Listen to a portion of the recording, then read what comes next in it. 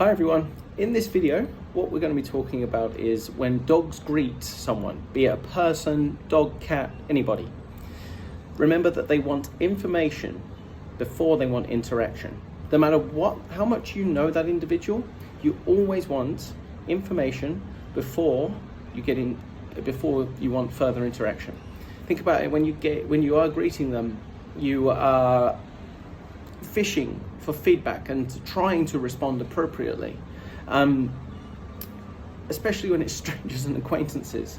If you do know them, then of course you can read it faster, but if you don't know them, you're going to be more watchful and listen more carefully so that you can learn about that individual. And dogs are no different. They're going to try and learn about who you are and what it is that how do I interact with you, and they're looking for feedback, information. So many of us make it about us when we interact with our dogs at first. We dive into their personal space and put our hands all over their face and their bodies, and ultimately that's a bit weird. I've never seen a dog use their hands to pat another dog, paws to pat another dog on the head. And the polite dogs are the ones that communicate calmly. The one that gets into the space giving out free hugs without wearing a sign is a bit of a douche and is likely to get bad feedback. And so this is why we ask people to get your dog to walk past dogs, communicating through eye contact and body language before letting them get in each other's space. Avoid letting them storm in and bowl each other over. And when it comes to us, like I say, stay calm. If the dog comes over to you and is information seeking, then allow it to get calm feedback if you want it to be calm. How many of us greet the dog excitedly and then after 10 minutes go, well, this dog's a bit crazy, why won't he calm down? You set it up to fail. If you give that dog clarity, such as sit and settle and gentle pats when it's ready, then you're more likely to get a calm and peaceful dog. You can always spike its adrenaline later, or minutes later, seconds later, once it's comfortable. Don't start off that way. Nobody calls a dog trainer because it's sitting there politely and calmly. We often forget to go in and create what we'd actually like out of it, rather than going in excited and then essentially just correcting them for getting it wrong and breaking rules that were never explained to them. So things that we can do is let them come to you and sniff. You don't need to lean and put your hand forward. He can smell you. You don't need to be imposing. That's weird.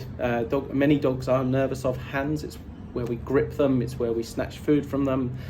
They will be wary and watchful of your hands. Our hands, we manipulate the world with them. Avoid staring at an unfamiliar dog.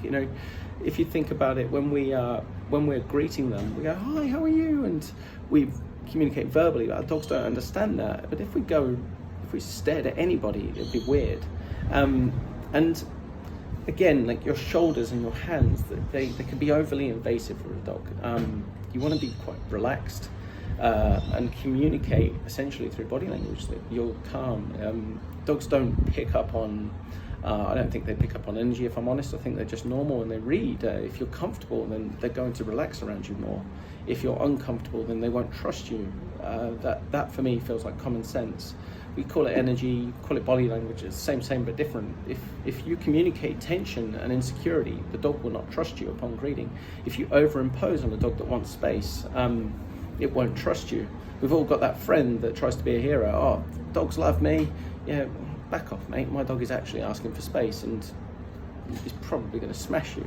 And that dog that is always paying attention to your nervous friend is because he's insecure. He needs feedback from that individual to feel comfortable. And if he's getting weird feedback, then he's going to be made insecure and more uncomfortable each time. So keep some distance, allow him to look from a distance and give him some food to make him comfortable in that environment, but don't force them together. That's very odd.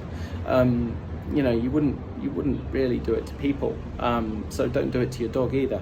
And if they want space, let them have space. Dogs they earn trust through listening, just like you and me, and that's how they build relationships. It's not a hierarchy, it's just based on trust, and they enjoy being around individuals that listen to them. Yeah, any questions on this, guys, please send them across and I'll be happy to elaborate.